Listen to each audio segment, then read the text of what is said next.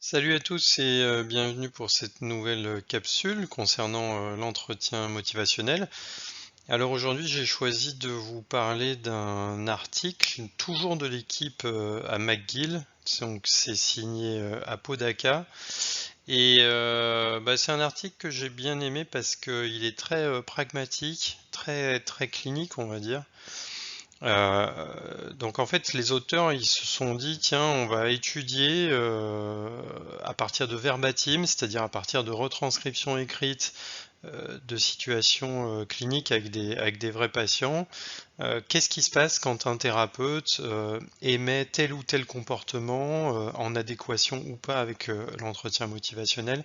Qu'est-ce qui se passe dans les dires du patient? C'est-à-dire, qu'est-ce qui se passe en termes de discours changement? Qu'est-ce qui se passe par exemple en termes de discours maintien? Vous savez, je fais un petit rappel si jamais vous connaissez pas trop l'entretien motivationnel. Un des aspects important de l'entretien motivationnel, c'est que le thérapeute, par son style de conversation, va chercher en tous les cas à faire émerger ce qu'on appelle du discours changement et à le renforcer. Donc le discours changement, c'est tout ce que peut dire le patient et qui va dans la direction d'un changement de comportement, comme par exemple arrêter de fumer ou refaire de l'exercice physique. Et tout ce qui est discours maintien, c'est tout ce que va dire le patient et qui va pas du tout dans cette direction, comme ah j'ai pas le temps, c'est trop difficile, j'en passe et des meilleurs. Donc voyons comment les auteurs s'y sont pris. Donc d'abord la population qui a été étudiée, c'est 92 étudiants qui avaient des problèmes d'addiction avec l'alcool. Donc je vais essayer de pas trop entrer dans certains détails. Je vous rappelle toujours que c'est très important de lire l'article, donc de pas vous contenter évidemment de l'abstract ou de pas vous contenter aussi de ces capsules, hein. Ces capsules sont là juste pour vous donner envie de lire l'article et puis éventuellement d'échanger ensemble.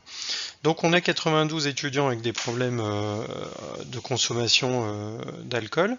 On a 8 thérapeutes formés en entretien motivationnel, donc qui vont discuter avec eux. Et puis on a des codeurs qui sont formés alors à un système de codage qui s'appelle le MISC, on dira pour simplifier, qui est très très proche du MIT. Qu'est-ce que c'est que ça? C'est des gens qui sont spécialisés dans l'analyse des verbatims pour regarder qu'est-ce qui s'est dit et à quoi ça correspond. À quoi ça correspond? Est-ce que ce qu'on a entendu c'est du discours maintien? Est-ce que c'est du discours changement?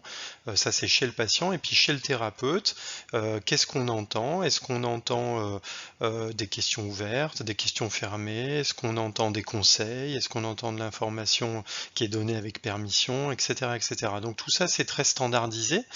Je vous invite à aller voir un peu à quoi ressemble le MISC ou le MIT pour vous faire une idée. Ils vont choisir de coder 17 comportements, vous les avez sur les côtés ici.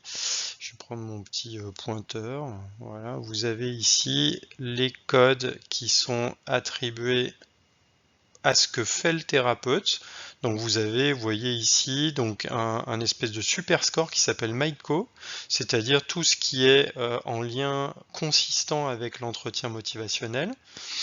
Donc vous avez ce qui a été choisi, par exemple ici, le conseil avec permission, affirme, c'est-à-dire la valorisation, donner du contrôle, faire des questions ouvertes, soulever un problème avec permission, faire des reflets complexes, des reflets simples, voilà.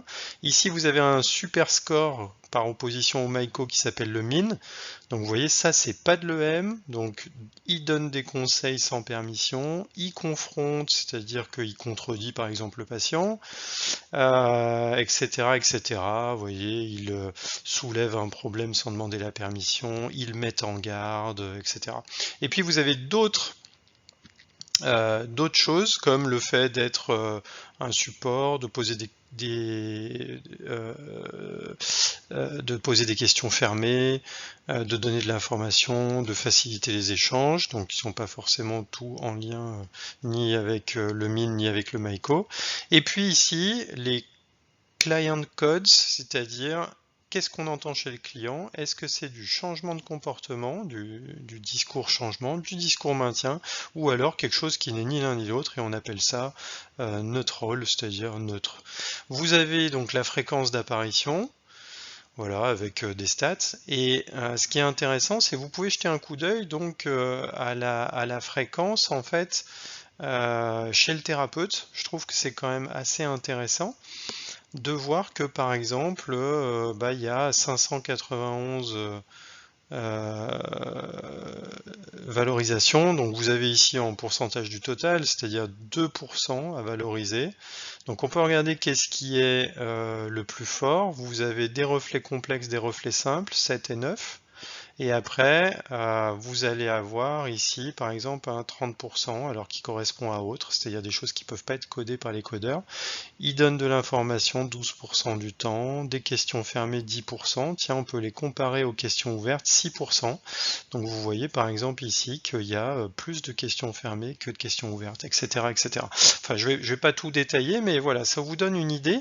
Il y a un score de quasiment 30 000 entrées, donc c'est quand même un sacré boulot pour les codeurs. Et ça donne déjà une première idée de, tiens, quelle est la fréquence des comportements du thérapeute? Et évidemment, ce qui va intéresser les auteurs, c'est par rapport à ces comportements, qu'est-ce qui se passe dans les dires du patient?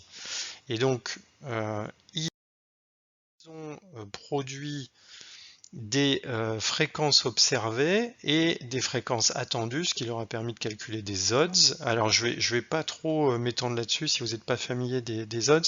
Je vais plutôt vous montrer un des tableaux de l'article qui je trouve est beaucoup plus parlant.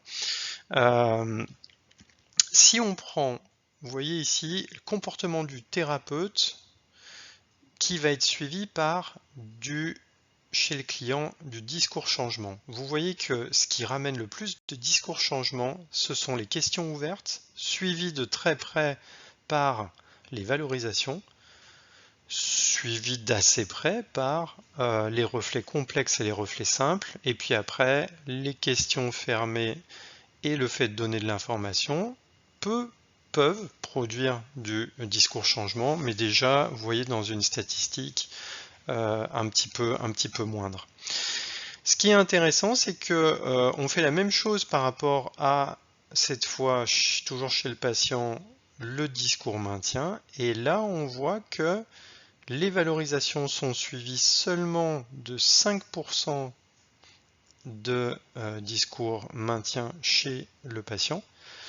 Donner de l'information 6%, fermer les questions fermées 7%, et là on voit les reflets complexes et simples 16%, et les questions ouvertes 20%.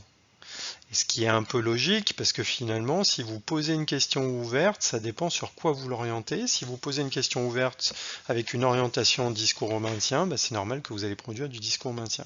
Et donc ce que disent les auteurs, et c'est ça un peu on va dire la conclusion de l'article, c'est que la valorisation qui reste, vous l'avez vu tout à l'heure, très peu utilisée par les thérapeutes, puisqu'elle elle correspond à 2% des occurrences dans cette étude, est finalement un peu l'outil le plus important dans cette étude, puisqu'il produit, vous voyez, dans 40% des cas du discours changement, et en même temps, il limite très très bien le discours maintien. Et donc c'est quelque chose qu'il faut retenir. Alors on peut discuter des problématiques de cette étude, bien entendu, mais c'est quand même un point intéressant. Donc parmi les outils qui sont enseignés en entretien motivationnel, vous avez le fameux ouvert, avec les questions ouvertes, la valorisation, les échos et le résumé. Eh bien c'est l'affirmation, c'est-à-dire